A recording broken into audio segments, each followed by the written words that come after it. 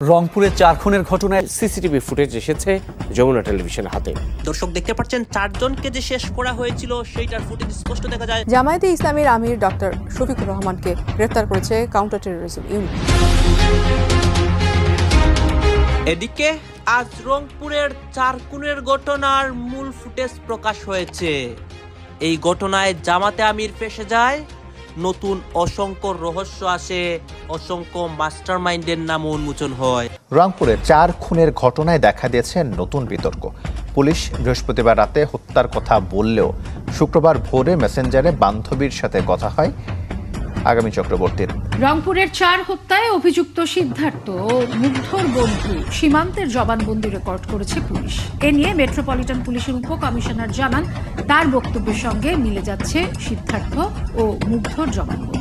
কিন্তু যখনই ময়না তদন্তের রিপোর্ট সামনে আসে তখনই পুলিশের বক্তব্যের সাথে বাস্তবের এক বিশাল ফাঁক ধরা পড়ে। তিনি স্পষ্ট জানিয়ে দেন, নিহত 4 জনকে শ্বাসরোধ করে হত্যা করা হয়েছে ঠিকই, কিন্তু কারো চোয়াল ভাঙার কোনো প্রমাণ তারা পাননি। যে সিসিটিভি ফুটেজই দিতে পারে গুরুত্বপূর্ণ উত্তর। এখানেও পুলিশের কি দাবি? পুলিশের দাবি পাশের বাড়ি থেকে ছাদে উঠে এসেছিল অভিযুক্তরা।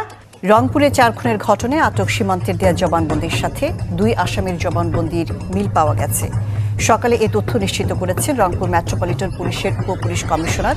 রংপুরের 4 খুনের ঘটনার একে একে সকল রহস্য সামনে এসেছে। আজকে একটি ফুটেজ প্রকাশ হয়, এই ফুটেজে স্পষ্ট দেখা যায় 4 জনকে যেইভাবে শেষ করা হয়েছিল এবং অসংখ্য মাস্টারমাইন্ডের মুখোশ উন্মোচন হয়। দর্শক শ্রোতা, রংপুরের ঘটনায় এবার জামাতে আমির বিপদের মুখে পড়ে যান। অসংখ্য প্রমাণ সামনে আসার কারণেই জামাতে আমির বিপদে পড়েন। আপনারা দেখতে পারবেন এই ঘটনার পিছনে যা যা রহস্য উন্মোচন হয়েছে এবং এই ফুটেজে ভয়াবহ যে অনেক কিছু দেখা যায়। দর্শক শ্রোতা, এই রংপুরের ঘটনা পর্যালোচনা করে আমরা এমন কিছু তথ্য পাই যেই তথ্যগুলো দেখলে আপনারা অবাক হয়ে যাবেন। আসুন আমরা কথা বাড়াচ্ছি না, আমরা সরাসরি ভিডিওর মূল আলোচনায় চলে যাচ্ছি। এরই মধ্যে কয়েকটা ইম্পর্টেন্ট এবং গোপন ক্লিপ দেখাবো রংপুরের ঘটনা নিয়ে, যেইগুলো দেখলে আপনারা অবাক হবেন। মেয়েটার ডাক্তার রিপোর্ট লিখবে আরেকটা, আর আমি বলবো আরেকটা।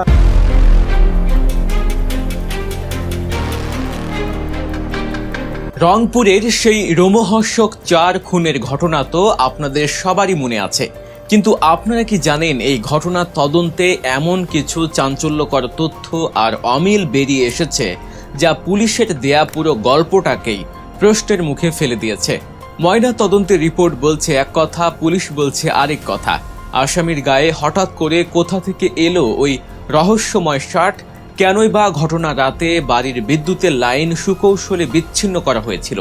আর মর্গের একজন ডোম হঠাৎ করে কেন এমন এক ভয়ঙ্কর দাবি করে বসলেন যা ফরেন্সিক ডাক্তার নিজেই সম্পূর্ণ উড়িয়ে দিয়েছেন?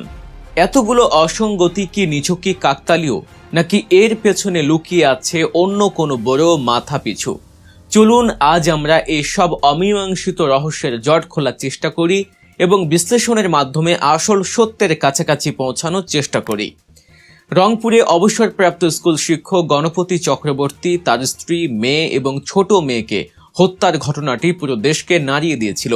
পুলিশ খুব দ্রুতই আসামিদের ধরে ফেলে এবং একটি গল্প দাঁড় করায়, কিন্তু যখনই ময়না তদন্তের রিপোর্ট সামনে আসে তখনই পুলিশের বক্তব্যের সাথে বাস্তবের এক বিশাল ফাঁক ধরা পড়ে।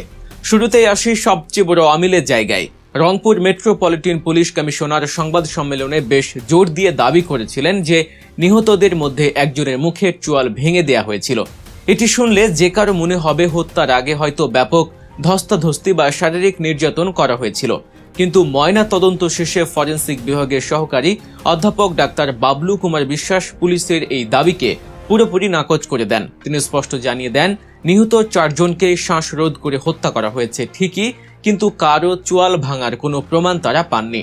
এমনকি মুখে কোনো রাসায়নিক বা অ্যাসিড ব্যবহারের যে গুজব ছড়িয়েছিল সেটিও মিথ্যা। মৃতদেহগুলো কয়েকদিন ধরে পড়ে থাকার কারণে স্বাভাবিক পচন প্রক্রিয়ার জন্যই মুখমণ্ডলে ওরকম পরিবর্তন এসেছিল।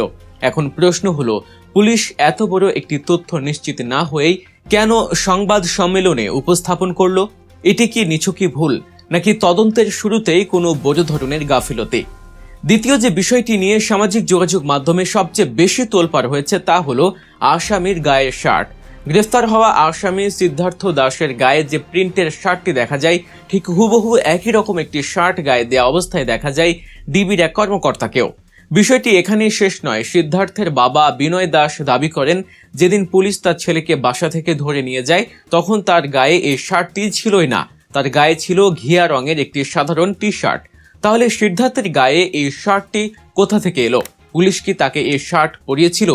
ডিবির কর্মকর্তা সনাতন চক্রবর্তী অবশ্য এই অভিযোগগুলোকে কাকতালীয় বলে উড়িয়ে দিয়েছেন। তিনি জানিয়েছেন এটি আরঙের একটি সাধারণ শার্ট, যা হাজার হাজার মানুষের কাছে থাকতে পারে। তিনি প্রমাণ হিসেবে মেটাডেটা সহ কিছু ছবিও দেখান, যেখানে দাবি করা হয় গ্রেফতারের আগেই সিদ্ধার্থের গায়ে এই শার্ট ছিল। কিন্তু সাধারণ মানুষের মনে সন্দেহ থেকেই যায়, এত শত শত ডিজাইনের শার্ট থাকতে ঠিক আসামিকে ধরার দিনই পুলিশ কর্মকর্তা এবং আসামির গায়ের শার্ট হুবহু মিলে যাওয়াটা কি সত্যি শুধু কাকতালীয়, নাকি এর পেছনে অন্য কোনো মনস্তাত্ত্বিক খেলা ছিল? এই ধোঁয়াশা আজও পুরোপুরি কাটেনি। এবার আসি ঘটনার রাতের টাইমলাইন বা সময়সূচির দিকে। পুলিশ বলছে ঘটনার মতো আসামিরা ছাদে আড্ডা দিচ্ছিল এবং বাধা পেয়েই এই হত্যাকাণ্ড ঘটিয়েছে। কিন্তু আসামিদের পরিবারের বক্তব্য ওই টাইমলাইনের সাথে মিলছে না। সিদ্ধার্থের বাবার মতে বৃহস্পতিবার রাতে সিদ্ধার্থ স্বাভাবিকভাবে বাসায় খাওয়া দাওয়া করে এবং রাত 12টা পর্যন্ত দোকানের বাইরেই ছিল। এরপর সে সীমান্ত নামের আরেক আসামির বাসায় যায়। অন্যদিকে সীমান্তের মা জানাচ্ছেন রাত 11:30টার দিকে তার ছেলে বাসায় এসে খাওয়া দাওয়া করে বিশ্রাম নিচ্ছিল। এরপর সিদ্ধার্থ সহ তারা দুজন বাসা থেকে বেরিয়ে যায়। পুলিশ যে বলছে তারা ছাদে দীর্ঘক্ষণ আড্ডা দিচ্ছিল এবং বাধা পেয়ে এত বড় একটা ঘটনা ঘটিয়ে ফেলল, সেই সময়ের সাথে আসামিদের পরিবারের দেয়া সময়ের হিসাবে বেশ বড় একটা অমিল রয়েছে।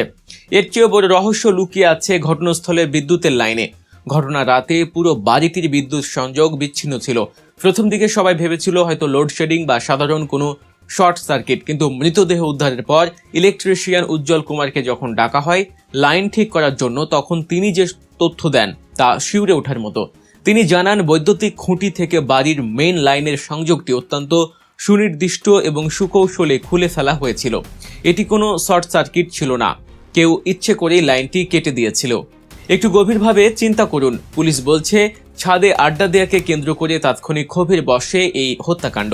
কিন্তু তাৎক্ষণিক ক্ষোভের বশে মাত্র দুজন তরুণ কি এতটা ঠান্ডা মাথায় মেইন লাইন থেকে বিদ্যুতের সংযোগ বিচ্ছিন্ন করতে পারে? বিদ্যুৎ বিচ্ছিন্ন করার এই কাজ তো প্রমাণ করে যে এটি একটি পূর্ব পরিকল্পিত হত্যাকাণ্ড। কেউ একজন খুব ভালো করে জানতো যে অন্ধকারে এই কাজ করলে কেউ কিছু টের পাবে না, অথচ পুলিশ তাদের বক্তব্যে বিদ্যুৎ সংযোগ বিচ্ছিন্ন থাকার এই অত্যন্ত গুরুত্বপূর্ণ বিষয়টি এড়িয়ে গেছে কেন? আরেকটি সন্দেহজনক ব্যাপার ধরা পড়ে সিসিটিভি ফুটেজে। যেদিন পুলিশ গণপতি চক্রবর্তীর বাড়ি থেকে মৃতদেহগুলো উদ্ধার করছিল, সেই রাতেই সিসিটিভি ফুটেজে দেখা যায় আসামি সিদ্ধার্থ দাস ওই বাড়ির সামনের গলিতে ঘোরাঘুরি করছে। অপরাধীরা অনেক সময়ই তাদের অপরাধের জায়গায় ফিরে আসে পরিস্থিতি দেখার জন্য। সিদ্ধার্থের এই উপস্থিতি কি সেটার প্রমাণ করে, নাকি সে নিছকই কৌতূহলী প্রতিবেশী হিসেবে সেখানে ছিল? তবে এই পুরো ঘটনার তদন্তের সবচেয়ে জঘন্য এবং বিভ্রান্তিকর মোড়টি আসে মর্গের একজন ডোমের কাছ থেকে। জ্যোতি রায় নামের ওই ডোম একটি ভিডিওতে দাবি করে বসেন যে তিনি নিহত তরুণীর শরীর থেকে কিছু স্পর্শকাতর নমুনা সংগ্রহ করেছেন, যা ইঙ্গিত দেয় যে মেয়েটির সাথে হয়তো পাশবিক কোনো নির্যাতন করা হয়েছিল। এই ভিডিওটি ছড়িয়ে পড়ার পর জনমনে চরম ক্ষোভের সৃষ্টি হয়, কিন্তু ফরেনসিক চিকিৎসক বাবলু কুমার বিশ্বাস এই দাবিকে সম্পূর্ণ মিথ্যা বলে উড়িয়ে দেন। তিনি স্পষ্ট জানান যে ল্যাব টেস্ট এবং ময়না তদন্তে এমন কোনো আলামতি পাওয়া যায়নি। এখন সবচেয়ে বড় প্রশ্ন হলো, একজন সাধারণ ডোম কেন এত বড় একটি মিথ্যা দাবি করতে গেলেন? তাকে দিয়ে কি কেউ ইচ্ছে করে এই কথা বলিয়েছে তদন্তকে ভিন্ন খাতে প্রবাহিত করার জন্য, নাকি এটি নিছকই তার অতি উৎসাহের ফল? ডোম নিজেই পরে স্বীকার করেছেন যে ডাক্তার তাকে এই বিষয়ে কিছুই বলেননি, সে নিজেই অনুমান করে কথাগুলো বলেছিল। কিন্তু একটি স্পর্শকাতর হত্যা মামলায় এরকম দায়িত্বহীন গুজব ছড়ানো তদন্তে কতটা বাধাগ্রস্ত করতে পারে তা বলার অপেক্ষা রাখে না। তদন্তের এই ডামাডোল এবং একের পর এক অসঙ্গতি যখন সাধারণ মানুষের মনে তীব্র ক্ষোভের সৃষ্টি করছে, ঠিক তখনই ঘটে আরেক বড় ঘটনা। হঠাৎ করেই রংপুর মেট্রোপলিটন পুলিশের কমিশনার আব্দুল আলিম মাহমুদকে তার পদ থেকে সরিয়ে দেওয়া হয়। স্বরাষ্ট্র মন্ত্রণালয়ের এক প্রজ্ঞাপনে তাকে বদলি করে নতুন কমিশনার হিসেবে ডিআইজি মোহাম্মদ মনিরুজ্জামানকে দায়িত্ব দেওয়া হয়। যদিও এটি নিয়মিত বদলি হিসেবে দেখানো হয়েছে, কিন্তু অনেকেই মনে করেন 4 খুন মামলার তদন্তে পুলিশের এই একের পর এক গাফিলতি, তথ্যের অমিল এবং জনরোষী হয়তো এই হঠাৎ রদবদলের অন্যতম কারণ। সব মিলিয়ে রংপুরের এই 4টি খুনের ঘটনা শুধু একটি অপরাধ নয়, বরং এটি আমাদের তদন্ত ব্যবস্থার অনেকগুলো ফাঁক ফোঁকো চোখে আঙুল দিয়ে দেখিয়ে দেয়। ময়না তদন্তের সাথে পুলিশের অমিল, শার্টের রহস্য, পূর্ব পরিকল্পনার প্রমাণ হিসেবে বিদ্যুতের লাইন কাটা আর ডোমের বিভ্রান্তিকর তথ্য সবকিছু মিলিয়ে এই মামলার পেছনে এখনো অনেক না বলা কথা লুকিয়ে আছে। রংপুরের 4 হত্যায় অভিযুক্ত সিদ্ধার্থ ও মুগ্ধর বন্ধু সীমান্তের জবানবন্দি রেকর্ড করেছে পুলিশ। এ নিয়ে মেট্রোপলিটন পুলিশের উপকমিশনার জানান, তার বক্তব্যের সঙ্গে মিলে যাচ্ছে সিদ্ধার্থ ও মুগ্ধর জবানবন্দি। আর ফরেনসিক বিশেষজ্ঞ বললেন, ময়নাতদন্ত নিয়ে ডোমের দেয়া যে তথ্য প্রচার হয়েছে তা নিশ্চিত করার সুযোগ নেই। এদিকে হত্যার শিকার গণপতি চক্রবর্তীর প্রতিবেশীরা এখনও বলছেন, মাদক খাওয়া দেখে ফেলা নিয়ে হত্যার যে বয়ান পুলিশ দিয়ে যাচ্ছে তা বিশ্বাসযোগ্য মনে হচ্ছে না। শাহ বায়েজিদ আহমদের প্রতিবেদন। ঘটনার দিন বৃহস্পতিবার রাত 12টা থেকে শুক্রবার সকাল 11টা পর্যন্ত বাড়িতে ছিলেন না সিদ্ধার্থ ও মুগ্ধ। সিদ্ধার্থের বাবা মা অকপটে তার স্বীকারও করেছেন। বৃহস্পতিবারে ওই যে পাশের বাসায় ছিল সীমান্ত, ওর বন্ধু ওর সঙ্গে থাকে, হয়তো দেখা যায় মাসে বা 6 মাস পরে বা 2 মাস পরে ওর সঙ্গে থাকে। 12টার পরে সে বের হয়ে গেছে। 12টার পরেই, হ্যাঁ, সকালে উঠে আসে। মঙ্গলবার রাতে আদালতে সাক্ষী হিসেবে 164 ধারায় জবানবন্দি দেয় মুগ্ধ ও সিদ্ধার্থের বন্ধু সীমান্ত দাস। এ নিয়ে রংপুর মেট্রোপলিটন পুলিশের উপপুলিশ কমিশনার সনাতন চক্রবর্তী বলেন, সিদ্ধার্থের শরীরে আচরের চিহ্ন দেখে সীমান্ত তার কাছে মুগ্ধ ও সিদ্ধার্থের হত্যার কথা স্বীকারও করে। তবে ঘটনার প্রকৃত সত্যতা নিশ্চিত করতে এখনো পুলিশ কাজ করছে। সীমান্তের বাড়িতে মুগ্ধ এবং সিদ্ধার্থ আমাদের মামলার যে দুইজন মুখ্য প্রধান অভিযুক্ত, তারা দীর্ঘ সময় অবস্থান করেছে এবং রাত প্রায় 2:30-3টা পর্যন্ত ছিল। এটা আমাদের কাছে জবানবন্দিতে এবং বিজ্ঞ আদালতে জবানবন্দিতে তারা এই কথা বলেছে এবং এই বিষয়টা ভেরিফাই করার জন্য আমরা মূলত তাকে আদালতে পাঠাই। এই হত্যা নিয়ে ময়নাতদন্তে কাজ করা ডোমের ওই বক্তব্য নিয়ে ফরেনসিক বিশেষজ্ঞ ডাক্তার বাবলু কিশোর জানান, ধর্ষণের কোনো আলামত পাওয়া যায়নি। আমরা আসলে কোনো সেক্সুয়াল অ্যাসল্টের সাইন আমরা পাইনি, এমনকি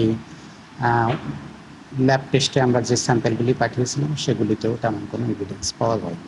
এদিকে রংপুরের মানুষ ও নিহত গণপতি চক্রবর্তীর প্রতিবেশীরা এখনো বলছেন এই হত্যার উদ্দেশ্য ছিল ভিন্ন। শুধু 2 জনের পক্ষে 4 জনকে হত্যা করা মোটেও স্বাভাবিক নয়। এই যে শুধুমাত্র ইয়াবা সেবনের কারণে 2 জন ছেলে 4 জন মানুষকে হত্যা করলো, এইটা তো মানুষ মেনে নিতে পারছে না। এর বাইরে আরও কেউ আছে কিনা বা ইন্ধনদাতা কে আছে, এই বিষয়গুলো যাতে পুঙ্খানুপুঙ্খানুভাবে উঠে আসে পুলিশের তদন্তে। প্রশাসনের ভূমিকা নিয়ে আসলে সন্দেহ তৈরি হয়েছে। প্রশাসন এক এক সময় এক এক কথা বলছে, যেখানে ময়নাতদন্তের ডোম এক কথা বলছে, অভিজ্ঞ ডাক্তার এক কথা বলছে, এতে জনগণের মধ্যে একটা বিভ্রান্ত সৃষ্টি হচ্ছে। আমরা যদি ক্যামেরার চোখে আপনাদেরকে দেখাতে চাই যে কিছুক্ষণ আগে কিন্তু একটা অভিযোগ আমরা পেয়েছি যে হঠাৎ করে এই বাড়িতে পানি দিয়ে ধুয়ে ফেলা হয়েছে। এটা অভিযোগ উঠেছে, এলাকাবাসী অভিযোগ করেছেন যে রাতের সন্ধ্যার পর থেকে কিন্তু এখানে আমরা দেখি যে হঠাৎ করে লাইট বন্ধ হয়ে গিয়েছে এবং তারপরে পুরো বাড়ি কিন্তু পানিতে ভরে গিয়েছে। আমরা এখানে কথা বলেছি, তারা পুলিশ সদস্যরা বলছেন যে পানির যে পাম্প সেইটা ছেড়ে দেওয়া হয়েছে।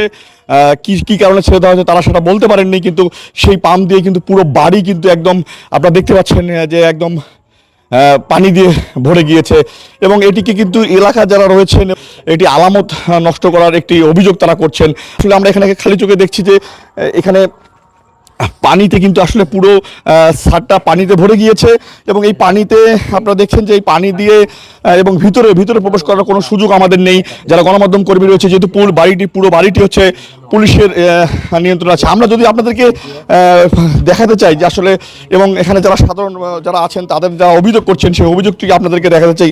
এটা কিন্তু পাশের বাড়ি থেকে আমরা আসলে উঠেছি এবং উঠে ছাদের যে আমরা অবস্থা দেখলাম আসলে একদম পানি দিয়ে কিন্তু ভরে গিয়েছে। এখানে বলছে যে মোটর রয়েছে সেই মোটরের সুইচ হঠাৎ করে অন হয়ে গিয়েছে, কেন হয়েছে কে করেছে এটি কেউ বলছে না, কিন্তু এই মোটরের সুইচ অন হওয়ার পরেই কিন্তু পুরো বাড়িতে পানি আসলে ভরে গিয়েছে।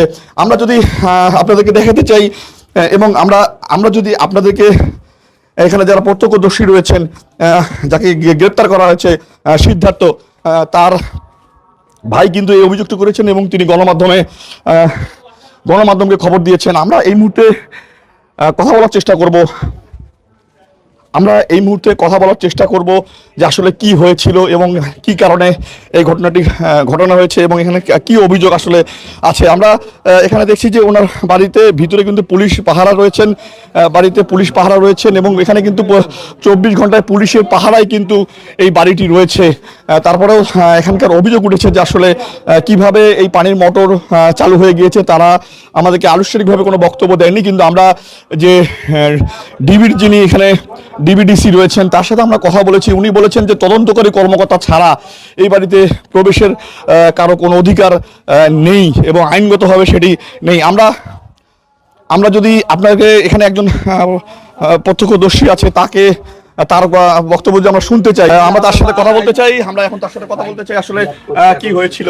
আমরা সন্ধ্যার পর আসি, দেখি গোটাল বাড়ির লাইট অফ, জল পড়তেছে, মোটর ছাড়া একদম ধর করে জল পড়তেছে। তা আমার মনে সন্দেহ জাগলো, কারণ কালকেও একটা সন্দেহজনক জিনিস হয়েছে।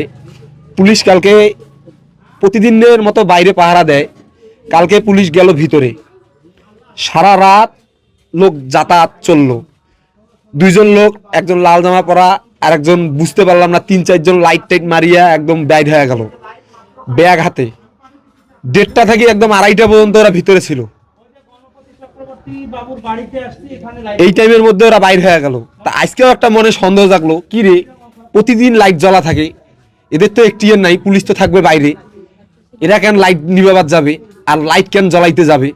আমার মনে সন্দেহ জাগলো। এই জন্য আমি মিডিয়াকে ফোন দিলাম যে দাদা এরকম ওরা কেন লাইট টাইট অফ করে দিয়েছে, মোটর টটর ছাড়ি দিয়ে থুইছে, এটা কি ওদের এখতিয়ার আছে?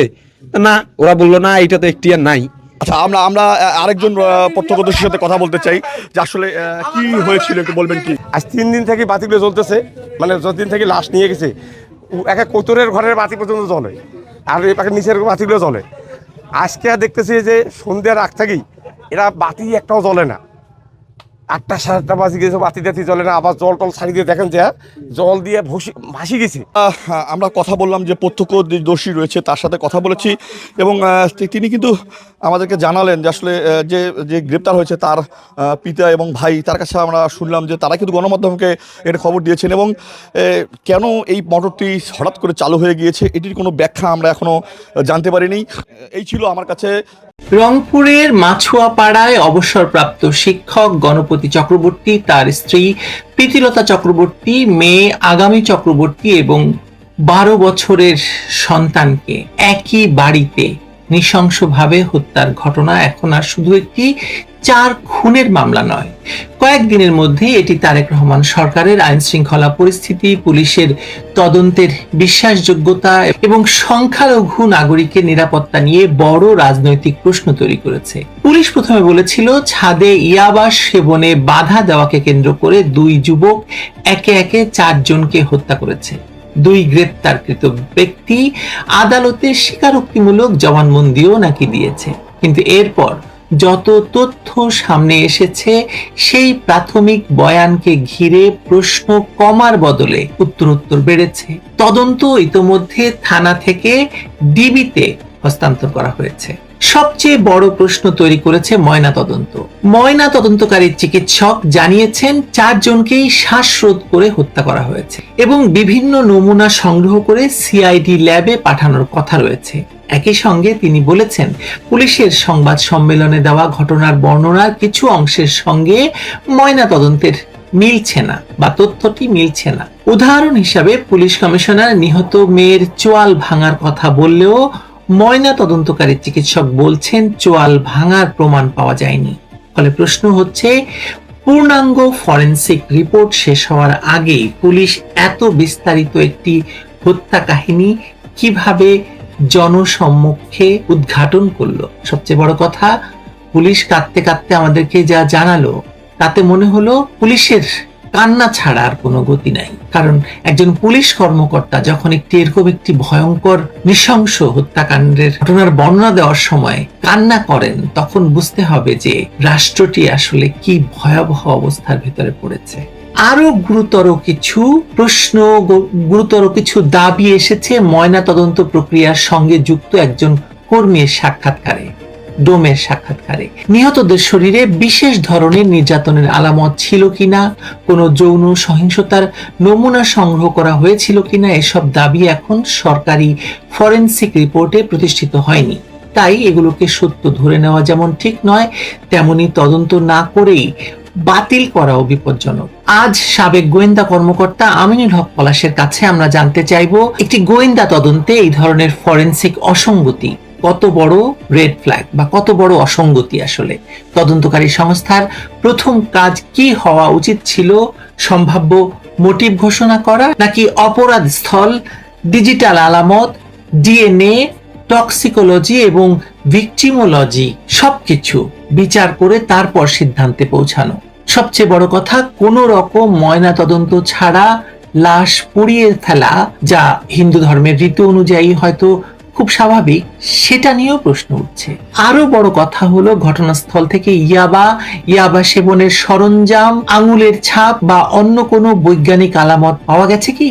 যে ছাদে কথিত ইয়াবা সেবনের ঘটনা ঘটেছে সেখানে তাদের উপস্থিতির স্বাধীন প্রমাণ কোথায়?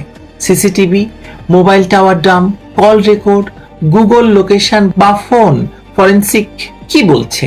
যদি দুজনই অপরাধী হয়ে থাকে তাহলে 4 জনকে আলাদা জায়গায় হত্যা করার ঘটনাক্রম ফরেনসিক ভাবে পুনর্গঠন করা হয়েছে কি? এখানেই আসে দ্বিতীয় স্তরের প্রশ্ন। নিহত গণপতি চক্রবর্তীর বড় ভাই গোপীনাথ চক্রবর্তী প্রকাশ্যেই বলছেন তার ধারণা এই হত্যাকাণ্ডের পেছনে বড় কোনো শক্তি রয়েছে এবং শুধু 2 ব্যক্তির পক্ষে এমন হত্যাকাণ্ড সংগঠিত করা সম্ভব বলে তিনি বিশ্বাস করেন না।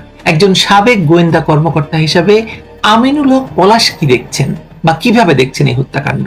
এটি কি অপরিকল্পিতভাবে শুরু হওয়া হত্যাকাণ্ডের বৈশিষ্ট্য, নাকি পুরো পরিবারকে নিশ্চিহ্ন করার মধ্যে এলিমিনেশন অফ উইটনেস বা আরো কোনো বড় শক্তি? জাতিসংঘ যেসব শক্তির নাম বাংলাদেশে বলেছে তাদের কোনো অপারেশনের লক্ষণ খোঁজা এর সঙ্গে কি প্রয়োজন কিনা, এর সঙ্গে মিলিয়ে দেখা যায় কিনা, সেসবই আজকে আলোচনার বিষয় আমিনুল হক পলাশের সঙ্গে।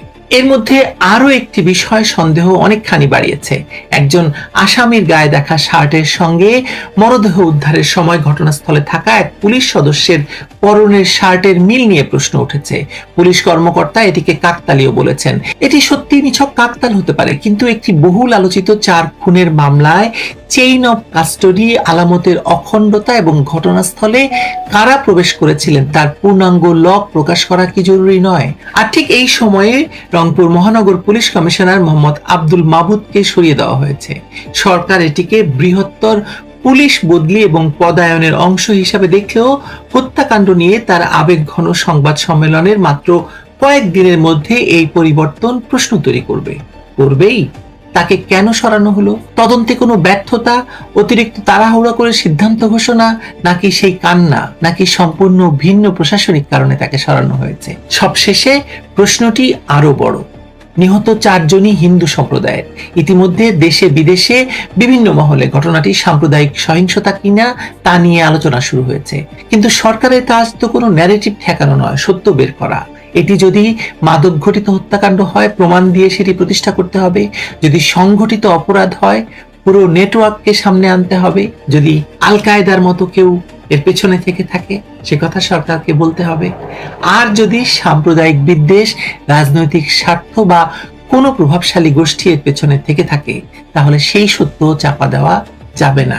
তাই আমিনুল হক পলাশের কাছে আজ আমাদের মূল প্রশ্ন একটাই, রংপুরে আমরা কি একটি হত্যাকাণ্ডের তদন্ত দেখছি, নাকি দ্রুত একটি গ্রহণযোগ্য গল্প দাঁড় করিয়ে মামলা বন্ধ করার চেষ্টা দেখছি?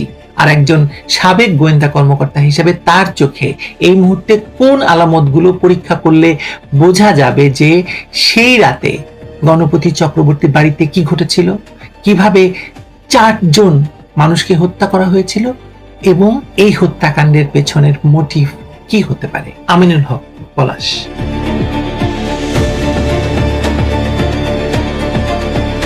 আমিনুল হক পলাশ, আপনাকে আজকে বিশেষভাবে আমি আমন্ত্রণ জানিয়েছি রংপুরের ঘটনার পূর্বাপর জানতে।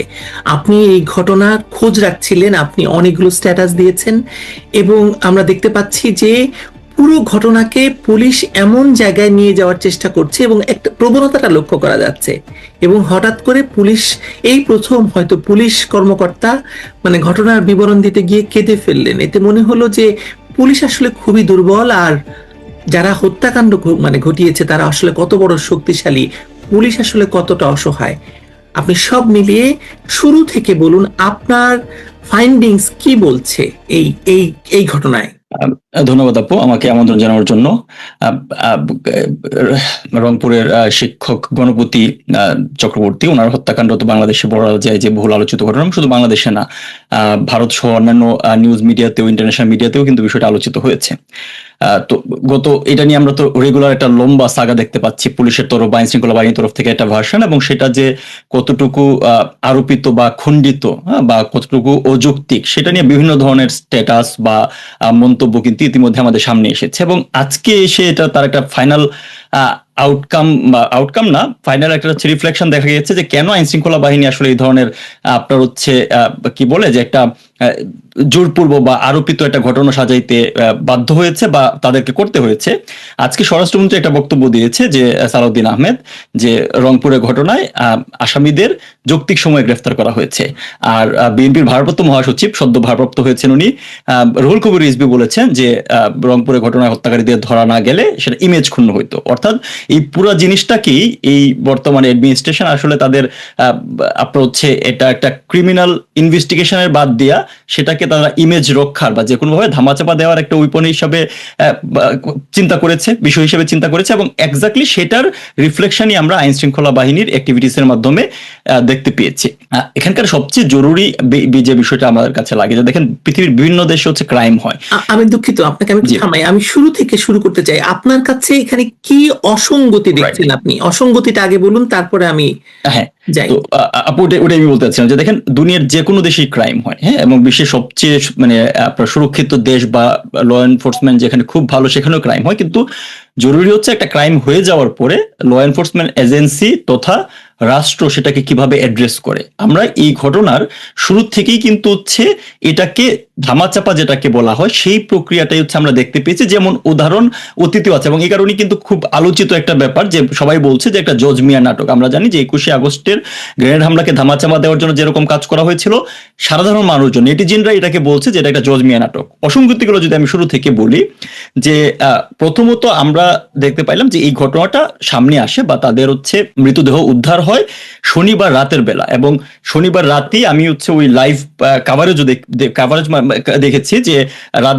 2টা নাগাদ পর্যন্ত কিন্তু পুলিশের ক্রাইম সিনে ছিল, পুলিশের যারা রেসপেক্টিভ অথরিটি যারা আছে তারা সেখানে হচ্ছে ক্রাইম সিনে ছিল। অর্থাৎ তখন পর্যন্ত মানে ক্রাইম সিন ঠিকভাবে হচ্ছে ইনভেস্টিগেট করা হয় নাই, ডিটেল ইনভেস্টিগেট করা হয় নাই, তখন পর্যন্ত তারা হিট অফ দ্য মোমেন্ট স্পটে উপস্থিত আছে। কিন্তু আমরা রবিবার ভোরবেলায় অর্থাৎ 6 ঘন্টার কম ব্যবধানে দেখতে পেলাম যে তারা দুইজনকে হচ্ছে আসামি, সিদ্ধার্থ এবং মুগ্ধ দুইজনকে হচ্ছে আসামি হিসেবে নিয়ে আসলো, এবং খুবই দ্রুততার সাথে তাদের কাছ থেকে জবানবন্দি নেওয়া হইলো। এবং যখনই কোনো ধরনের অসঙ্গতি সামনে আসছে সেই অসঙ্গতির গুলা আপনার হচ্ছে আইন শৃঙ্খলা বাহিনী বা পুলিশ এখানে ধামাচাপা দেওয়ার চেষ্টা করছে, এবং এটাতে যে তারা ভুল করেছে তার একটা বড় প্রমাণ হচ্ছে রংপুরের ডিসিকে যিনি হচ্ছে আপনার কেঁদেছেন কিনা না কান্নার অভিনয় করেছেন তাকে সরিয়ে দেওয়া হয়েছে ইতিমধ্যে গতকালকে।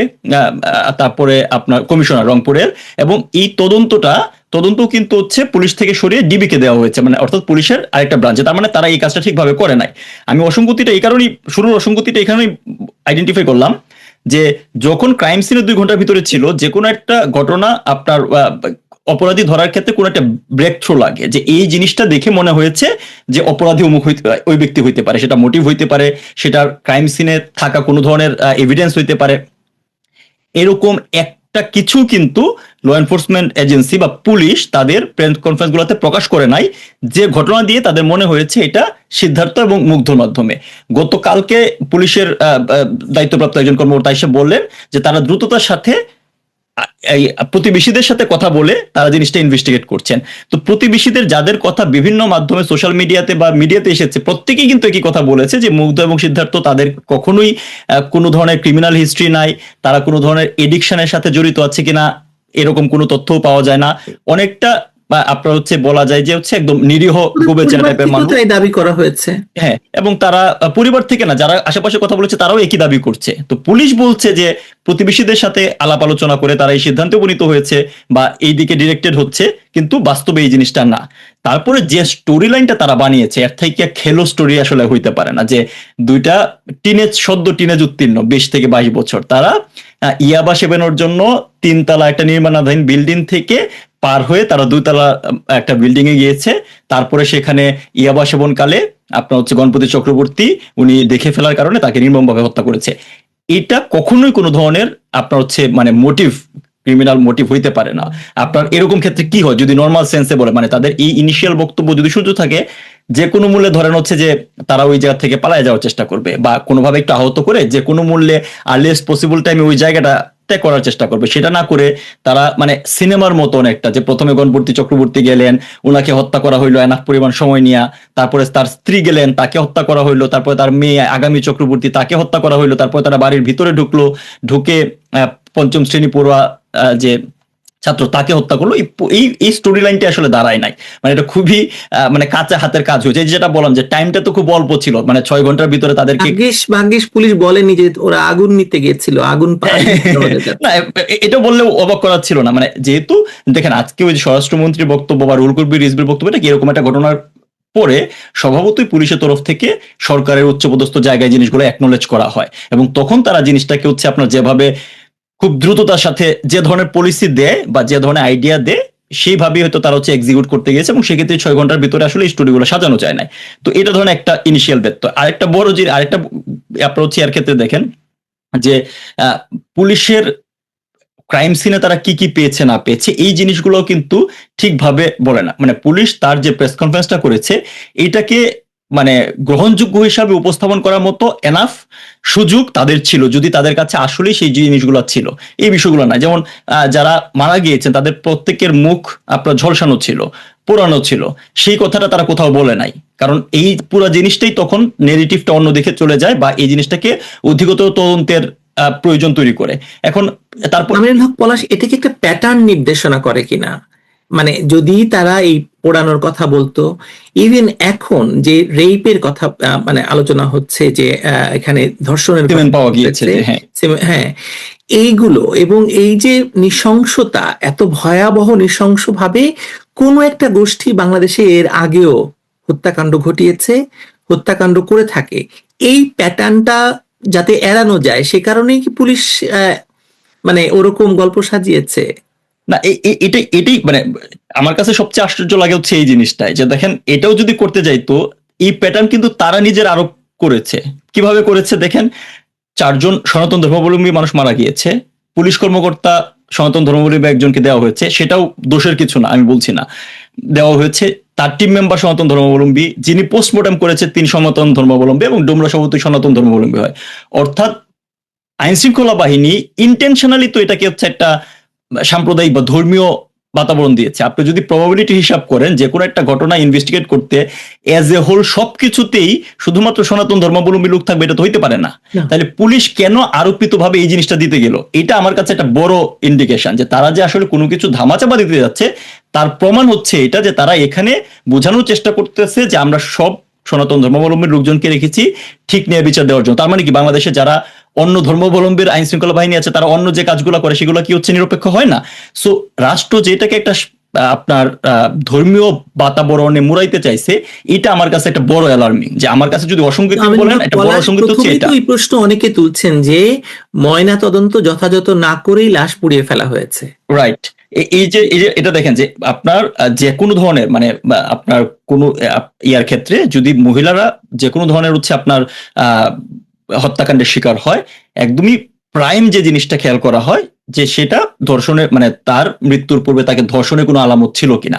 এখন ডোম এই কথা বলছে, আমি বলছি না যে ডোম যা বলছে সেটাই হচ্ছে আপনার সর্বতোভাবে মান্যতা দিতে হবে, কিন্তু ডোম যে এই কাজটা করেছে সে যদি এই ধরনের বক্তব্য পাবলিকলি দিয়ে থাকে, পাবলিকলি সে দিয়েছে, তাহলে সেই জিনিসটা কি যথাযথভাবে এই আলোচনায় আনা হয়েছিল কিনা। কারণ এই জিনিসটাই যদি ইনভেস্টিগেশনের ক্ষেত্রে বিবেচনায় আনা হয়, তাইলে পুলিশ যে স্টোরি লাইন সাজাইছে সেই স্টোরি লাইন আর কাজ করে না, ইনভ্যালিড হয়ে যায়। তাহলে এই 6 ঘন্টার ভিতরে এই জিনিসটাকে হচ্ছে তাদেরকে উদ্ধার করে সংবাদ সম্মেলন করার তো কোনো দরকার ছিল না। এবং এই যে দ্রুততার সাথে কাজগুলো করা হয়েছে, এখানে একদম খুবই বেসিক যে জিনিসগুলো আপনি দেখেন, যে প্রথমত যেটা বললাম যে তাদের মোটিভ, যে ইয়াবার কথা বলছে এটা কোনো মোটিভ হইতে পারে না। 2 জন ব্যক্তির পক্ষে আসলে এই 4 জনকে খুন করা সম্ভব কিনা, যে 2 জন অভিযুক্ত ব্যক্তির কথা বলা হচ্ছে তাদের কল লোকেশন যদি আপনি নেন, সেল লোকেশন যদি আপনি নেন, ওই সময়ে ওই জায়গায় ছিল কিনা, এটা আইডেন্টিফাই করা খুব কঠিন কিছু না। এরকম কোনো কিছু প্রমাণ তো তারা দেয় নাই। আপনার হচ্ছে এই যে লাইট বন্ধ করার যে ব্যাপারটা, সেটা লাইটটা কেন বন্ধ করা হয়েছে, কখন বন্ধ করা হয়েছে, অর্থাৎ হাজারো কোশ্চেন এখানে ছিল যে জিনিসগুলা একটা নিয়মিত ইনভেস্টিগেশনের ক্ষেত্রে সময় নিয়ে করা উচিত ছিল। এটা একটা ঘৃণ্য নৃশংস হত্যাকাণ্ড এবং অবশ্যই যেহেতু হচ্ছে এখানে সনাতন ধর্মাবলম্বী মানুষজন জড়িত এবং তারা ইতিপূর্বে এরকম অনেকগুলো ঘটনা, সিরিজ অফ ইনসিডেন্টস আমরা বাংলাদেশে ধারাবাহিকভাবে দেখছি। তো এটার সংবেদনশীলতা তো নিঃসন্দেহে অনেক বেশি। রাষ্ট্র সেই সংবেদনশীলতাকে ধামাচাপা দেওয়ার প্রক্রিয়াতে গিয়েছে এবং এটাই সবচেয়ে বড় আশঙ্কার কথা, যে হয়তো বা আইন শৃঙ্খলা বাহিনী বা রাষ্ট্র জানে যে কারা এই কাজগুলো করছে, তাদেরকে আড়াল করার জন্য, প্রকৃত খুনিদের আড়াল করার জন্য এই কাজগুলো করা হচ্ছে। তা না হলে এখানে তো কেউ পুলিশকে দোষারোপ করছে না। এই ঘটনার শুরুতে যদি ধরেন একটা নর্মালি 4 জন বা 5 জন মানুষ বা 2 জন মানুষই হত্যাকাণ্ডের শিকার হয়েছে, আপনি শুরুতে পুলিশকে তো দোষারোপ করার কিছু নাই। পুলিশ ক্রাইম সিনে যাবে, ইনভেস্টিগেট করবে, পুলিশ তার মতো করে সর্বোচ্চ চেষ্টা করবে অপরাধীকে ধরতে। আপনাকে 6 ঘন্টার ভিতরে অপরাধী ধরতে হবে, এই মান্যতা আপনার কেউ হচ্ছে দেয় নাই বা এই কন্ডিশন কেউ আরোপ করে নাই। কিন্তু মানুষজন জানতে চায় যে আসল অপরাধীটাকে ধরা হয়েছে কিনা। কিন্তু আপনি সেই কাজটা না করে এই যে পুরো পুলিশকে আজকে প্রশ্নের ভিতরে আপনার মুখে দাঁড় করালেন। 5 আগস্ট পরবর্তী সময়ে এমনিতেই পুলিশের মোরাল ডাউন, পুলিশটাকে খুবই ইন্টেনশনালি ধ্বংস করা হয়েছে, অকেজু করা হয়েছে, পুলিশ এই মোরাল ফিরে পায় নাই। তারপরও গত 2 বছর এবং এর মাঝেও নিশ্চয়ই অনেক ভালো পুলিশ কর্মকর্তা আছে যারা তাদের এই সীমাবদ্ধতার ভিতরেও চেষ্টা করছে কাজটা করার জন্য। তাদের জন্য কিন্তু এটা বিশাল এক ব্যাকলেশ, যে তারা এখন হচ্ছে আসলে ইনস্ট্রাক্টেড হয়ে কাজ করতে। কারণ ইনস্ট্রাক্টেড না হইলে পুলিশের তরফ থেকে, আমি অনেক পুলিশ অফিসারের সাথে কাজ করেছি আমার প্রফেশনাল জীবনে, এত কাঁচা কাজ হওয়ার কথা না।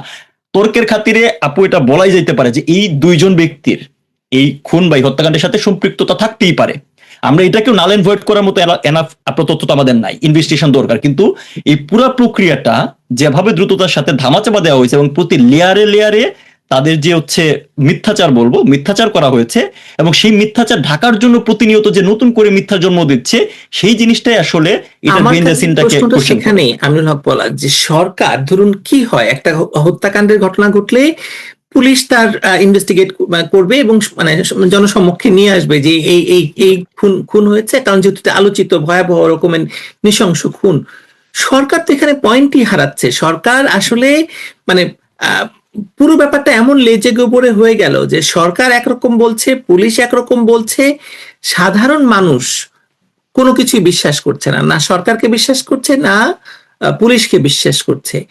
ফলে এই মুহূর্তে সরকারের লাভটা কি হলো তাতে, এটা বলেন তো করে। এই যে আমি কিন্তু একটা ইঙ্গিত দিয়েছি, লাভটা হচ্ছে আমি যেটা আশঙ্কা করছি, সরকার জানে কারা করেছে এবং তাদেরকে সরকারের রক্ষা করতে হচ্ছে যে কোনো কারণে, সেটাই হচ্ছে সবচেয়ে বড় আশঙ্কার। এবং এই যে টাইমটা কিল হচ্ছে, মানে পুলিশও জানে যে 6 ঘন্টার ভিতরে আমরা এরকম হাস্যকর একটা জিনিস নিয়ে উপস্থিত হইলে এটা ব্যাকলেশ খাবো, এটা পুলিশের প্রফেশনাল মানে ল এনফোর্সমেন্ট হচ্ছে মেম্বারদের না জানার কারণ নাই, তারপরেও তারা এটা করেছে। এই বাই দিস টাইম সময়ে, এই যে সময়টা পার হয়ে যাচ্ছে প্রতিনিয়ত, মানে যে কোনো একটা ঘটনা ঘটার পরে যত সময়, কারণ অলরেডি কিন্তু হচ্ছে আপনার মানে 48 ঘন্টার বেশি সময়, 48 থেকে 72 ঘন্টা তাদের লাশ মানে মৃত হয়ে পড়েছিল। কোন জায়গা থেকে উদ্ধার হয়েছে এটা নিয়েও কিন্তু কোয়েশ্চেন আসে। যদি আমরা ধরেও নিই যে গণপতি চক্রবর্তী ছাদ থেকে উদ্ধার হয়েছে লাশ, এই 48 ঘন্টার ভিতরে আশেপাশের কেউ, এটা দোতলা এরকম না যে অনেক উঁচু বিল্ডিং, আশেপাশে কেউ দেখে নাই, সেখানে কাক আসে নাই, সেটার হচ্ছে কোনো ধরনের গন্ধ ছড়ায় নাই, এরকম জিনিসটা হইতেই পারে না। অর্থাৎ এই বিষয়টা শুরু থেকেই কিন্তু কোশ্চেনের সম্মুখীন। তো তারপরও পুলিশ দ্রুততার সাথে যেভাবে জিনিসটা ধামাচাপা দেওয়ার চেষ্টা করেছে, আমি আশঙ্কা করি যে আসলে পুলিশ জানে প্রকৃত খুনি কারা, পুলিশ মানে সরকার, কিন্তু তারপরও তারা তাদেরকে একটা ইনডিমিনিটি দেওয়ার জন্য, কারণ আমরা তো জানি যে বর্তমানে সরকার খুনিতে ইনডিমিনিটি দেওয়া। পৃথিবীর অন্য যে কোনো দেশে, বাংলাদেশ ছাড়া অন্য যে কোনো দেশে এরকম একটি ঘটনা ঘটলে স্বরাষ্ট্রমন্ত্রীর পদত্যাগ প্রথমেই দাবি করতো মানুষ। কিন্তু এই মুহূর্তে বাংলাদেশে যিনি স্বরাষ্ট্রমন্ত্রী আসেন, আসলে তিনি তো প্রধানমন্ত্রী 2, কারণ বাংলাদেশে এখন তো পররাষ্ট্র প্রতিমন্ত্রী 1 আছে। সুতরাং এখন তো উনি প্রধানমন্ত্রী 2 হিসেবে কাজ করছেন এবং তাকে অফিসিয়ালি কিন্তু প্রধানমন্ত্রী 2 হিসেবে কাজ করতে দেখা যাচ্ছে। কিন্তু সংখ্যালঘু বলেই ধরুন আজকে যদি মানে গণপতি চক্রবর্তী না হয়ে মানে গিয়াসউদ্দিন আহমেদ হতো, গিয়াসউদ্দিন আহমেদের পরিবার হতো, তাহলে কি পরিস্থিতি ভিন্ন হতো আপনার মনে হয়? পরিস্থিতি যে আপা খুব বেশি ভিন্ন হইতো তা কিন্তু না। মানে এটা আলোচিত বিষয় হচ্ছে সনাতন ধর্মাবলম্বীদের উপরে বিগত 2 বছরে কন্টিনিউয়াস পারসিকিউশনের কারণে এটা আলোচনা বেশি এসেছে, কিন্তু বাংলাদেশে প্রতি মুহূর্তে এই যে আপনি দেখেন যে বাংলাদেশের প্রতিদিন আপনার হচ্ছে আওয়ামী লীগের নেতা কর্মী সমর্থকদের নৃশংসভাবে হত্যা করা হচ্ছে। আপনি পলিটিক্যাল পরিচয় দেওয়ার বা যেভাবে জিনিসটাকে হচ্ছে পলিটিক্যাল পরিচয়, মানে একটা ব্যক্তি যে ভিকটিম তাকে পলিটিক্যাল পরিচয় দেন কিনা বা রাজনৈতিক কারণে বলেন কিনা, what ever the case is, এটা তো একটা ক্রাইম, একটা অফেন্স সংগঠিত হয়েছে। রাষ্ট্র তো প্রতিটা অফেন্সকে ইনভেস্টিগেট করার কথা। একটা জিনিস কি দেখেছেন না আলোচনা এসেছে, কোথাও এসেছেন? আমরা জেলখানা থেকে দেখেছি যে সুস্থ মানুষজন জেলখানা থেকে বের হয়ে আসছে, পরের দিন হচ্ছে মারা গিয়েছে। তো রংপুরের এই 4 মার্ডার, চাঞ্চল্যকর এবং ক্লুলেস 4 মার্ডারের দ্বিতীয় আয়ও আমি গতকালকেই মামলার তদন্তভার পেয়েছি। আমার ঊর্ধ্বতন কর্তৃপক্ষ এবং রাষ্ট্রপক্ষ মনে করেছেন যে ওই থানার আয়ের তুলনায় আমাকে দিয়ে তদন্ত করলে হয়তো আরও ভালো কাঙ্ক্ষিত ফলাফল পাওয়া যাবে, সে আশাবাদ ব্যক্ত করে সে আশাবাদ নিয়েই আমি আমার তদন্ত শুরু করেছি। আমি যদিও এই ঘটনা যখন সংবাদ পাওয়া যায় 4 মার্ডারের, সর্বপ্রথম পিওতে গিয়েছিলাম আমি ডিবির অফিসার হিসাবে। তো তারপরে তখন থেকেই এই মামলার প্রতিটা জিনিস আমার নলেজে ছিল। যদিও মামলার প্রথম আইও থানার অফিসার ছিল, থানার অফিসার যতটুকু করেছে তার গতকালকে আমি মামলার নথি পাওয়ার পর এবং কাগজ কলমে মামলার তদন্ত ঘর পাওয়ার পর ওই মামলার আয়ের সাথে, পুরাতন আয়ের সাথে আমি ঘটনাস্থলে গিয়েছি। ঘটনাস্থল আরও নিবিড়ভাবে আমি পর্যালোচনা করেছি, পুঙ্খানুপুঙ্খ রূপে আমার যেভাবে করা প্রয়োজন আমি করেছি। তারপরে আশেপাশের যে সমস্ত লোকজন, যে 2 জনকে ধৃত করা হয়েছে এদের বাড়িতে আমি গিয়েছি, তাদের আত্মীয় বাবা মায়ের সাথে কথা বলেছি, আরও যারা সাক্ষী তাদের বাড়িতে গিয়েছি, এলাকার লোকজনের সাথে কথা বলেছি, প্রতিবেশীদের সাথে কথা বলেছি এবং নতুন মাত্রা যোগ এখনো পর্যন্ত নতুন মাত্রা যোগ করতে না পারলেও নতুন মাত্রা যোগের প্রক্রিয়াধীন আমি আছি। আপনারা আগামীকালকেই হয়তোবা আরও একটা ভালো সংবাদ পেতে পারেন। আপনাদের যে সমস্ত চাওয়া পাওয়া, মানুষের যে সমস্ত চাওয়া পাওয়া, সাধারণ মানুষের সেই চাওয়া পাওয়াগুলোকে আমি মাথায় রেখে আমি আমার তদন্ত কার্য চালাইয়া যাচ্ছি। আশা করি এই চাঞ্চল্যকর এবং দুঃখজনক ঘটনার এই 4 মার্ডারের প্রকৃত রহস্য বের করে কারা কারা এর সাথে জড়িত আলামত পরীক্ষা করার প্রয়োজন পড়লে সেটাও আমি করব। যা যা করা দরকার এর জন্য বাংলাদেশের যেখানে যেখানে যাওয়া প্রয়োজন আমি যাব এবং এর সুষ্ঠু তদন্ত করে অতি অল্প সময়ের মধ্যে আমি বিজ্ঞ আদালতে প্রতিবেদন দাখিল করব। আপনি সন্দেহ আমি ওইভাবে দেখি না। পূর্বের আয়ু যতটুকু অল্প সময়ের মধ্যে করেছিলেন সেটুকু সহ আজকে আমি মাননীয় কমিশনার স্যারের সাথে সকালবেলা দেখা করেছি। দেখা করে এই মামলার পূর্বের তদন্ত এবং বর্তমানে আমাকে কি কি করতে হবে ঊর্ধ্বতন কর্তৃপক্ষ হিসাবে তার কাছ থেকে আমি টিপস নিয়েছি, আমার ডিসিডিবি স্যারের কাছ থেকে এবং অতিরিক্ত কমিশনার স্যারের কাছ থেকে আমি টিপস নিয়েছি। টিপস নিয়ে আমার মেধা এবং তাদের মেধার সমন্বয় সাধন করে যাতে করে বাদী বিচার পায়, বাদীর সাথেও আমার কথা হয়েছে। আজকে তাদের বাড়িতে শ্রাদ্ধ হচ্ছে ওই ঘটনাস্থলে, তো যাই হোক শ্রাদ্ধ তারা আজকে করুক, যাতে এই বিচার, সুষ্ঠু বিচার দেশবাসীও আশা করে, দেশবাসীও যাতে সন্তুষ্ট হতে পারে এবং বাদীও যাতে সুষ্ঠু বিচার পেতে পারে, সেই জন্য যা যা করা দরকার আমি অলরেডি শুরু করে দিয়েছি। পুলিশ 164 ধারা জবানবন্দি নেয় না, ওটা বিজ্ঞ আদালত নিয়েছেন। বিজ্ঞ আদালত নিয়েছেন 164 ধারা জবানবন্দি 2 প্রকারের। একটা হচ্ছে নিজেকে জড়িয়ে সাথে অপরকে জড়িয়ে জবানবন্দি দেয়া, আর একটা হচ্ছে নিজেকে বাঁচায়া শুধু অপরকে জড়িয়ে জবানবন্দি দেয়া, এইটা। কিন্তু এখানে যে 2 জন জবানবন্দি দিয়েছে বিজ্ঞ আদালতে, আমরা যতটা আশা করেছিলাম তার চেয়ে ভালো জবানবন্দি তারা দিয়েছে এবং একে অপরকে জড়াইয়া জবানবন্দি দিচ্ছে। কাউকে ছাড় দিয়ে জবানবন্দি দেয়নি যে আমি করিনি অমুক করেছে, আবার সে বলেনি যে আমি করিনি সে করেছে, এটা বলেনি। 2 জনেরই সম্পৃক্ততা জড়িত করে তারা জবানবন্দি দিয়েছে। তারপরেও দেশবাসীর বাইরে তো আর আমি না, আমিও তো আপনাদের মতোই। আমারও মনে প্রশ্ন জাগতে পারে যে 2 জনের পক্ষে কি সম্ভব নাকি আরও কেউ আছে, সেটা আমি খতিয়ে দেখব। আমার সিনিয়র অফিসারদের সুচিন্তিত মতামত সহ আমি ওটাও খতিয়ে দেখব, ওটারও রেজাল্ট ইনশাল্লাহ। দর্শক, রংপুরে শিক্ষক গণপতি চক্রবর্তী ও তার পরিবারের সকল সদস্যদের একযোগে হত্যাকাণ্ডের যে ঘটনাটি ঘটেছে, সেখানে পুলিশের বিভিন্ন ধরনের সন্দেহজনক কর্মকাণ্ড যেন শেষই হচ্ছে না। একদম সর্বশেষ তাদের একটি আচরণ খুবই সন্দেহজনক মনে হয়েছে, যে আলামত নষ্টের একটি প্রক্রিয়া সবার কাছে কিন্তু সেরকমই মনে হচ্ছে, যে গণপতি চক্রবর্তীর বাসার ছাদে যেখানে গণপতি চক্রবর্তীর লাশ পাওয়া গিয়েছিল সেই জায়গায় সেখানে যে ট্যাঙ্ক ছিল সেই ট্যাঙ্কে মোটর চালিয়ে পানি উত্তোলন করা হয় এবং সেই পানি ভেসে পুরো ছাদ ভেসে, অর্থাৎ সেখানকার সমস্ত আলামত কিন্তু নষ্ট হয়ে যায়। সেখানে যা যা ছিল মোটামুটি সবকিছু পানি দিয়ে কিন্তু ধুয়ে ফেলার ঘটনা ঘটেছে। সেখানে একজন অভিযুক্তের পরিবার এবং সেখানকার যেই তাদের প্রতিবেশীরা রয়েছে তারা সকলেই বলছে যে এটি পরিকল্পিতভাবে করা হয়েছে এবং পুলিশ এর সাথে জড়িত এবং পুলিশ আলামত নষ্ট করার জন্যই এরকমটি করেছে বলে কিন্তু তারা দাবি করছে। তো চলুন দেখা যাক যে সেখানে তার প্রতিবেশীরা কি বলছে।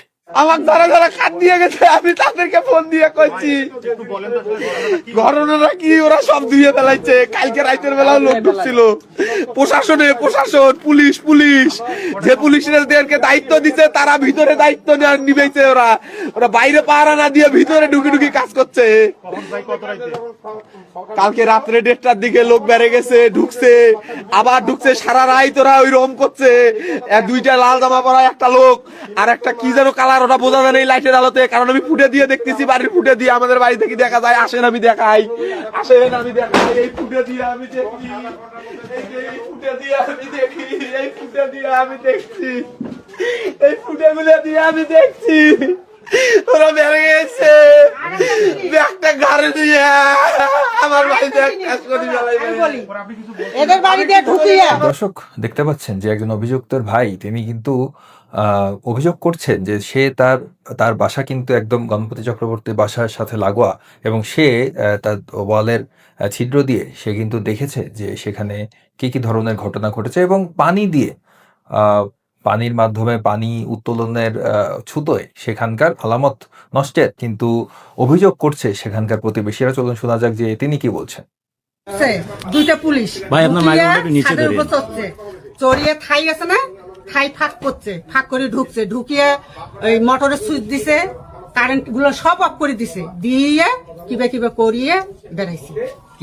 পুলিশ ভিতরে ঢুকছে, ঢুকিয়ে থাই করে ওদিক দিয়ে ঢুকিয়ে মোটর ছাড়ি দিছে। তারপর করলো কি লাইট গুলো অফ করে দিল, সব দিয়ে ওরা চুপ করে নামিয়ে আসলো।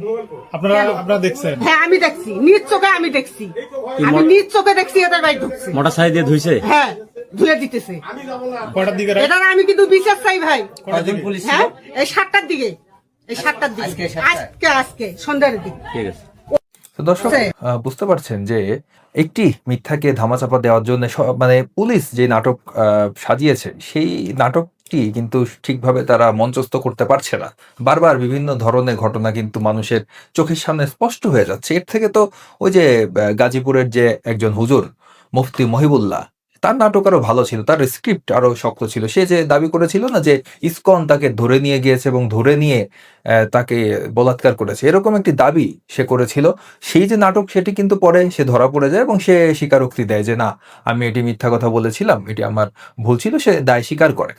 কিন্তু বাংলাদেশের পুলিশ নির্লজ্জভাবে এখনো পর্যন্ত এই ধরনের সস্তা স্ক্রিপ্টের নাটক, এইসব নাটক আসলে তারা কোথা থেকে এই স্ক্রিপ্টগুলো লেখায় আমি আসলে জানি না। এবং সেখানকার পুলিশ অফিসার কি বলছে চলুন তার মুখ থেকে শোনা যাক। তবে স্যার স্থানটা যেহেতু স্যার ক্রাইম সিন, সেই হিসাবে কে পানি ছাড়লো কিভাবে ছাড়লো এটা জানতেও এতক্ষণ সময় লাগছে স্যার। এটা একটা প্রশ্ন থাকে না স্যার, হুট করে সময় কোথায় লাগলো, পানি ছেড়েই দিল কে বা কেন বা? আমি তো বলছি যে এখানে আমাদের যে দায়িত্বরত পুলিশ সদস্য ছিল তারাই তো এই যে লাইট জ্বালাইতে গিয়ে এটা হচ্ছে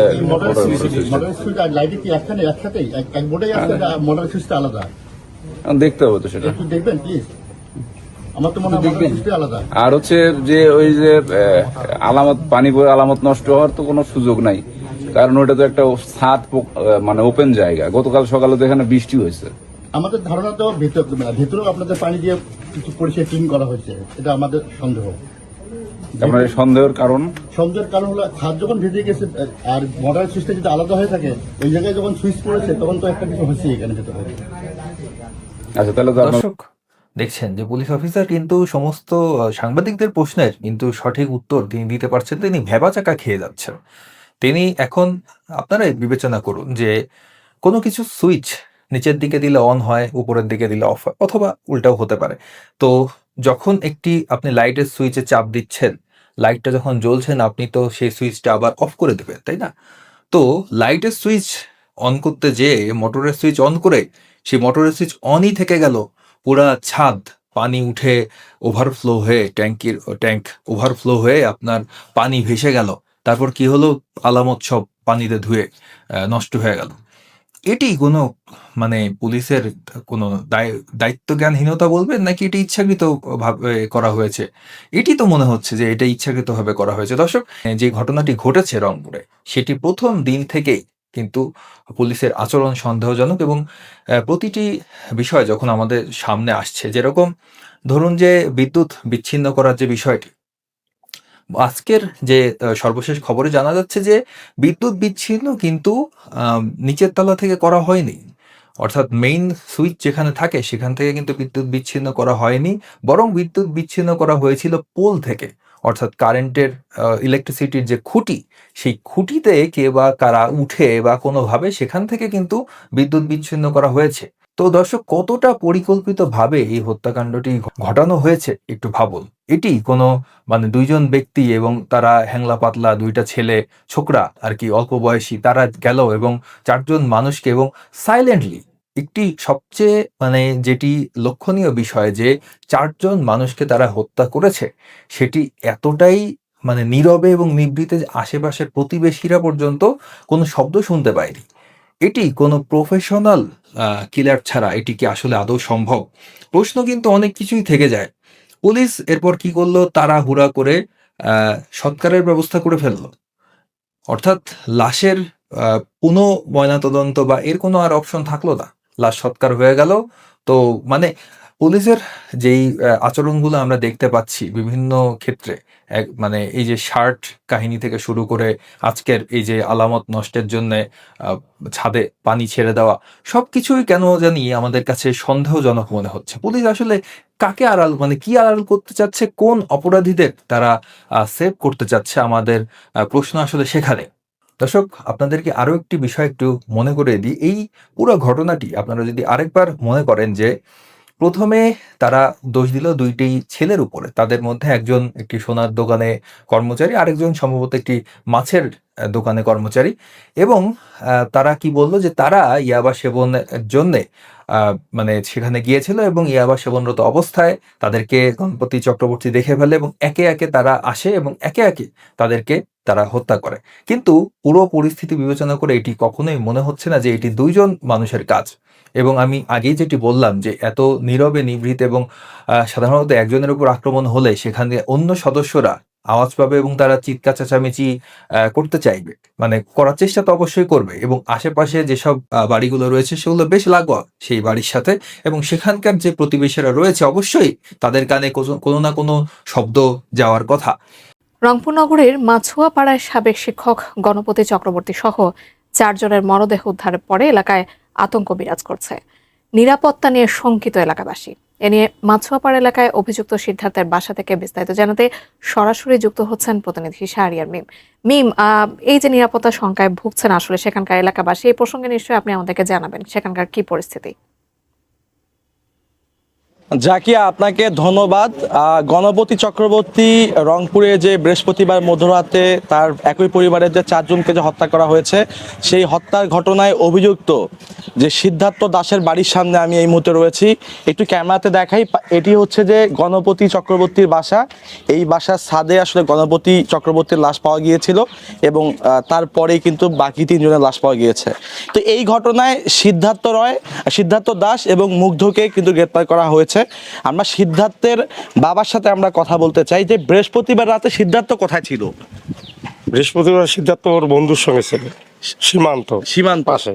আচ্ছা, এই যে আপনার ইয়াবা সেবন করতে যে আপনার ছেলে আসলে এই 4টা হত্যাকাণ্ড ঘটিয়েছে, পুলিশ এমন বলছে, এই ব্যাপারটা আপনার কাছে কি মনে হয়? আপনার ছেলে মাদকাসক্ত?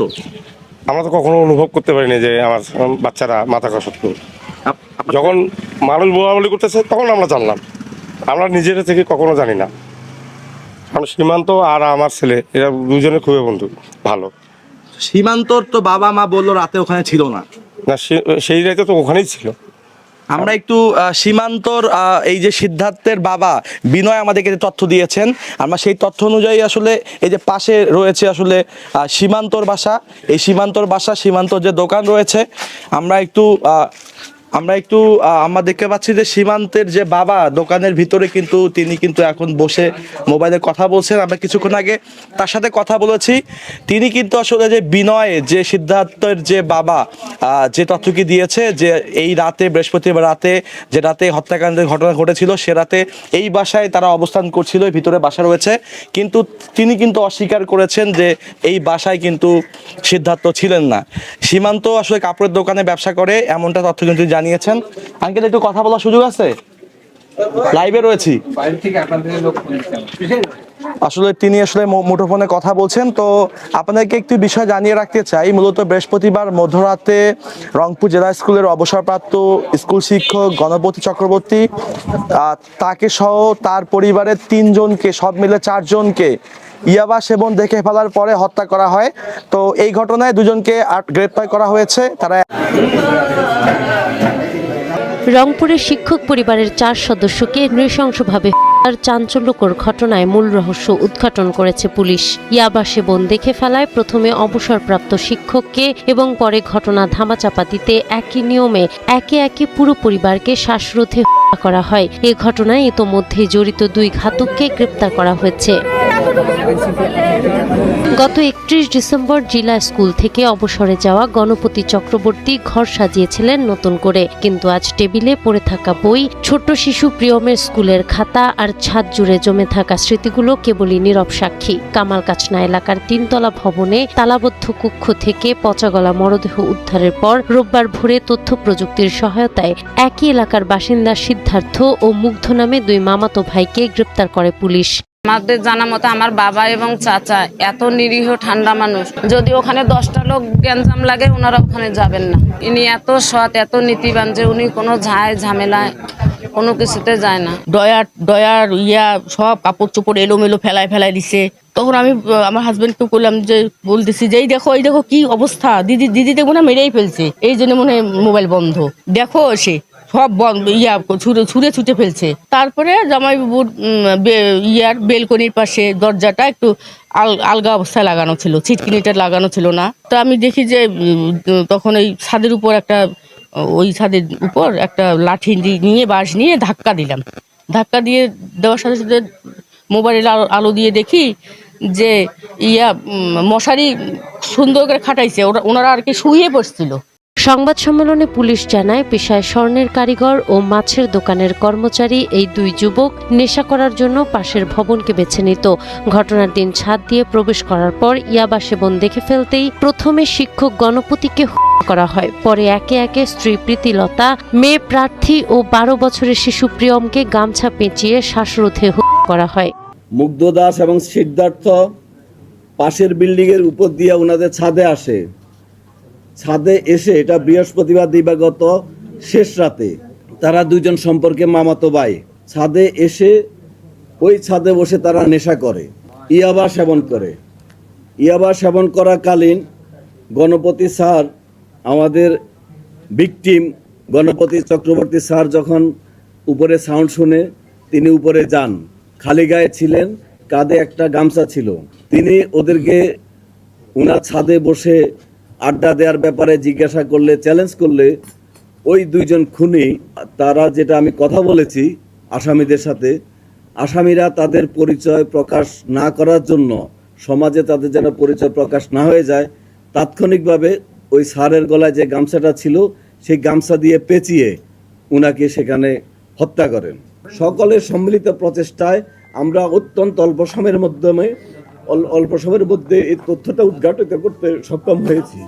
আসামিদের স্বীকারোক্তি অনুযায়ী গোপন স্থান থেকে লুণ্ঠিত স্বর্ণালংকার উদ্ধার করেছে পুলিশ। এদিকে প্রিয় শিক্ষক ও সহপাঠী বিচারের দাবিতে রাজপথে নেমে বিক্ষোভ প্রদর্শন করেছে রংপুর জেলা স্কুলের শিক্ষার্থীরা। আমি কি এটা পরে কথা হলো আমাদের নিরাপত্তা দিতে হবে। আমরা এর সর্বোচ্চ সুষ্ঠু বিচার চাই। এইভাবে পরিবারকে নিশ্চিন্ন করে দিল, এটা কিভাবে? আমার স্টুডেন্ট, ছোট্ট একটা বাচ্চা, এও হাত থেকে বাঁচলো না। এখানে যখন আসি তখন উনিও ট্রান্সফার হয় অন্য স্কুল থেকে আসে, আমরা একসাথে। রংপুরে 4 খুনের ঘটনায় দেখা দিয়েছে নতুন বিতর্ক। পুলিশ বৃহস্পতিবার রাতে হত্যার কথা বললেও শুক্রবার ভোরে মেসেঞ্জারে বান্ধবীর সাথে কথা হয় আগামী চক্রবর্তীর। ফেসবুকে শেয়ার করা তার বান্ধবীর স্ক্রিনশট জন্ম দিয়েছে নানা প্রশ্নের। রংপুরে আলোচিত 4 খুন নিয়ে প্রতিদিন তৈরি হচ্ছে নতুন নতুন প্রশ্ন। নিহত গণপতি চক্রবর্তীর মেয়ে আগামী চক্রবর্তীর বান্ধবীর সম্প্রতি ফেসবুক স্ট্যাটাস ঘিরে শুরু হয়েছে আলোচনা। তার দেয়া স্ট্যাটাস থেকে জানা যায় আগামী চক্রবর্তীর সাথে মেসেঞ্জারে তার কথা হয় শুক্রবার ভোরে। আগামী চক্রবর্তী জানান আশপাশের বাড়িতে বিদ্যুৎ থাকলেও নেই তাদের বাড়িতে, অথচ পুলিশের দেয়া তথ্য বলছে তাদেরকে হত্যা করা হয়েছে বৃহস্পতিবার রাতে। মুগ্ধ দাস এবং সিদ্ধার্থ পাশের বিল্ডিংয়ের উপর দিয়ে ওনাদের ছাদে আসে। ছাদে এসে এটা বৃহস্পতিবার দিবাগত শেষ রাতে। মৃত্যুর আগে জিডি ও এফআইআর বিষয়ে বান্ধবীর কাছে জানতে চান আগামী চক্রবর্তী।